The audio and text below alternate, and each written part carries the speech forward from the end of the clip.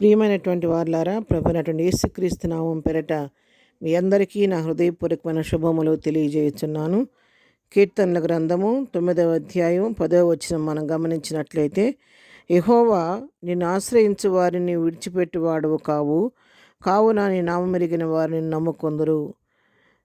నిజముగా దేవుడు తను ఆశ్రయించు వారిని ఎప్పుడు విడిచిపెట్టే దేవుడు కాదండి. కంటికి రెప్పలాగా ఆయన మనల్ని కాపాడే దేవుడు. అందుకే యెషయా గ్రంథం 26:4 చూస్తే, యెహోవాయే నిత్యాశ్రయ దుర్గము, యుగయుగములు యెహోవా నమ్ముకుని దేవుని వాక్యం సెలవిస్తుంది. కాబట్టి ఆయన నిత్యాశ్రయ దుర్గం కాబట్టి ఆయన సన్నిధిలో చేరి ఆయన సహాయం వేడుకుంటే మనను కంటికి రెప్పలాగా కాపాడి అన్ని విషయాల్లో మనకు తోడుగా నడిపించే దేవుడు. మరి కీర్తన గ్రంథం 5వ అధ్యాయం 11వ వచనం కూడా మనం చూస్తే, నిన్ను ఆశ్రయించి వారందరూ సంతోషించుదురు, నీవే వారిని కాపాడుదు గనుక వారు నిత్యం నిన్ను ఆనందధ్వని చేయుదురని దేవుని వాక్యం సెలవిస్తుంది.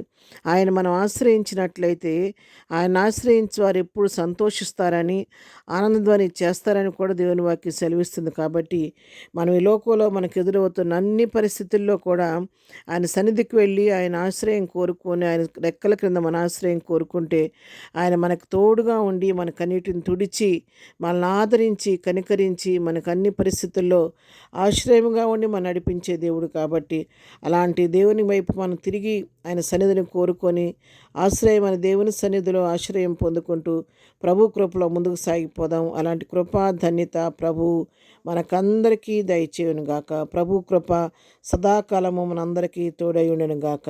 ఆమెన్.